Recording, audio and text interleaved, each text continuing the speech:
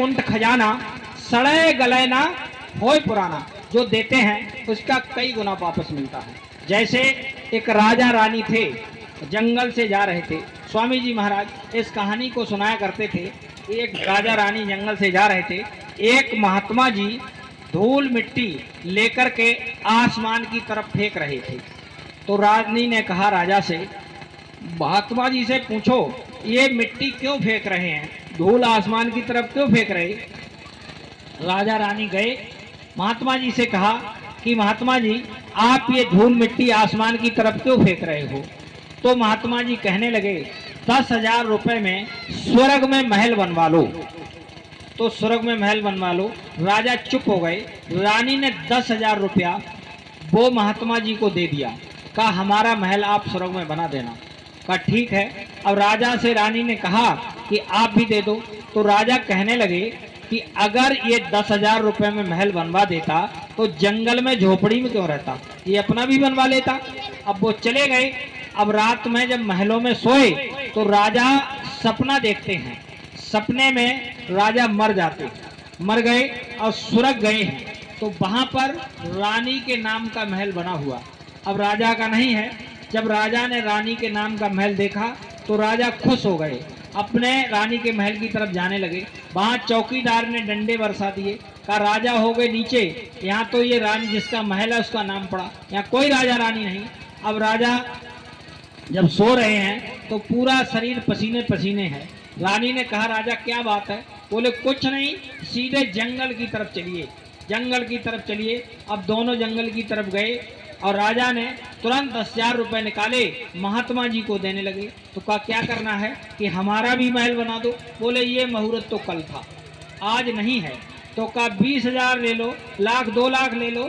तो उन्होंने कहा नहीं, वो तो कल मौज थी, आज नहीं है। तो फिर रानी ने कहा बात क्या थी। तब राजा ने बताया रानी को कि आपका महल तो बन गया, हमारा नहीं बन पाया। तो रानी ने कहा हमने आपसे कल ही कहा था, महात्मा अपनी मौज में रहते हैं, अपनी मौज में रहते। तो जो भी कभी सेवा लगाई जाती है तो हमको आपको पता नहीं है कि क्यों लगाई गई। वो महात्मा अंतर्यामी हैं, वो जानते हैं। स्वामी जी महाराज एक बार काफिला लेकर गुजरात गए। एक आदमी से कहा आप हमको 50,000 रुपया दे दीजिए, हम आपका वहाँ खर्च कर देंगे। उस आदमी ने सोचा ये 50,000 रुपया लेकर के व्यापार में लगा दिया। और जब स्वामी जी महाराज काफिला लेकर के वापस आए 3 महीने के बाद, तो वो आदमी जाकर के 1 लाख रुपया देने लगा। 1 लाख रुपया दिया। कहा स्वामी जी महाराज आपने ये सेवा मांगी थी, ये सेवा आप ले लीजिए। तो स्वामी जी ने कहा बच्चा हमने सेवा आपको गुजरात काफिले के लिए मांगी थी, आपका वहाँ लेना देना था तो आपका वहाँ खर्च करा देते, आपका लेना देना बराबर हो जाता, आपकी जीव आत्मा का कल्याण हो जाता। तो वो आदमी कहने लगा स्वामी जी आपने 50,000 मांगे थे, ये 1 लाख रुपया है। तो स्वामी जी महाराज कहने लगे बच्चा उस समय 50,000 की जरूरत थी, अब अपनी सेवा आप ले जाइए, व्यापार में लगा दीजिए। तो महात्माओं को ये पता रहता है कि हमारा आपका लेना देना कहाँ है। आप लोग विचार करिएगा, जब बदायूं में पूज्य महाराज जी 31 कार्यक्रम लगाए, बदायूं में 15 ब्लॉक हैं, हर ब्लॉक में 2 कार्यक्रम लगाए गए। कुलचौरा आश्रम पर एक कार्यक्रम अलग से था। तो 31 कार्यक्रम थे। 31 कार्यक्रम बाहर के लोगों ने लगाए, बाहर के लोगों ने बोलोरो से प्रचार करवाया, बाहर के लोगों ने पर्चे बैनर पोस्टर छपवाए, भंडारा भी चलाया।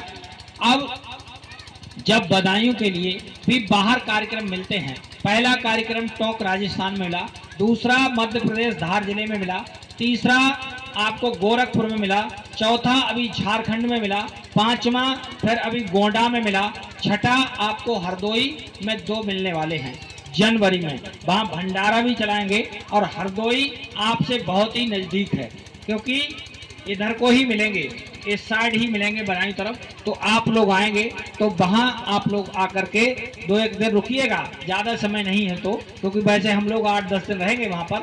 तो प्रचार भी कराना है और वहाँ पर ये भंडारा कराना, सत्संग कराना, 2 कार्यक्रमों की जिम्मेवारी मिली है। तो क्योंकि इधर का उधर, उधर का इधर, महात्माओं को ये जानकारी रहती है किसका कहाँ लेना देना है। तो आप लोग इस चीज़ को ध्यान रखिएगा। तो जब भी कोई मांगने आए थोड़ा बहुत दे दीजिए, ज़्यादा नहीं दे सकते हो, क्योंकि ये जो देते हो उसका कई गुना वापस मिलता है। स्वामी जी महाराज कहा करते थे, मैं किसी का 1 गिलास पानी पीता हूँ तो बदले में 10 गिलास दूध देता हूँ। अब 1 गिलास पानी का 10 गिलास पानी तो पता है कि ये 10 गुना है, लेकिन 1 गिलास पानी का 10 गिलास दूध, इसका कोई हिसाब नहीं। तो महात्मा लेना देना बराबर कराते हैं, बिना लेने देने के यहाँ से कोई जा नहीं सकता जब तक संत महात्माओं का संग नहीं करेंगे। भक्ति की यही पहली सीढ़ी है। इसको रामायण में महात्मा गोस्वामी जी महाराज लिखते हैं, उन्होंने लिखा है कि प्रथम भगत संतन कर संगा, दूजे रत मम कथा प्रसंगा। सबसे पहली भक्ति संतों का सत्संग करिए, संग करिए, दूसरा उनकी कथा करिए। तो संत महात्मा सतगुरु हमको आपको लेने आए हैं, वो सत्य लोक से चलते हैं। कब चले? उन्होंने ये काल प्रभु ने जब तपस्या की और सेवा की, जब वो खुश हो गए तो उन्होंने इनसे कहा आप मांग लीजिए। तो इन्होंने कहा कि हमको राज्य दे दीजिए, आपकी तरह एक छोटा सा राज दे दीजिए। तो राज्य चेतन पर किया जाता, उन्होंने जीव आत्माओं का भंडार दे दिया, हम सबको काल प्रभु को सौंप दिया। और जब हम लोग घबराने लगे तो उन्होंने कहा आप घबराइएगा नहीं, जिस नाम और शब्द की डोर पकड़ करके आप जा रहे हो और जब आओगे तो इसी नाम और शब्द की डोर को पकड़ करके आप चले आना। अब यहाँ आ गए ये सतयुग का समय था। सब का समय जैसे ही 1 लाख वर्ष उम्र पूरी होती थी, सब लोग अपने घर अपने देश चले जाते थे, सब लोग योगी और विज्ञानी थे। तो काल प्रभु ने देखा अगर ये ऐसे ही सब चले गए तो हम राज किस पर करेंगे। तो इन्होंने कानून बना दिया, पुण्य और पाप का, अच्छे और बुरे का, ऊपर जाने का, हमारे घर जाने का रास्ता बंद कर दिया। अब वहाँ कोई जा नहीं सकता।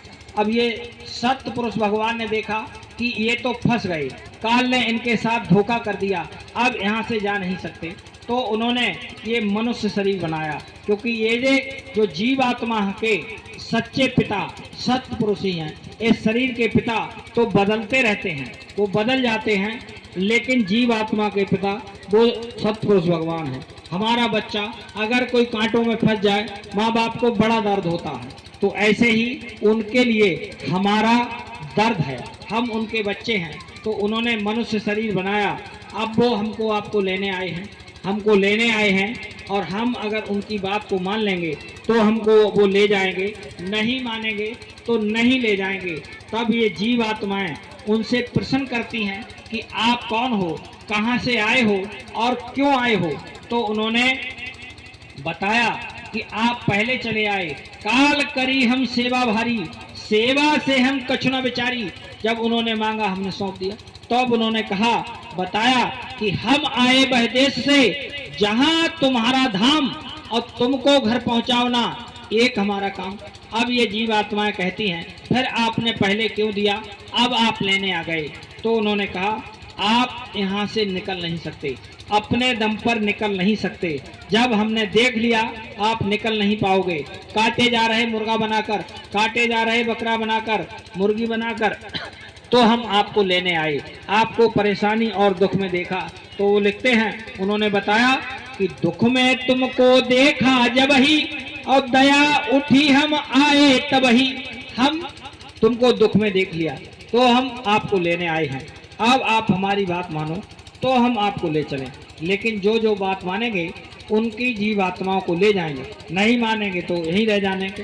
तो इसलिए हमको आपको ये शरीर मिला।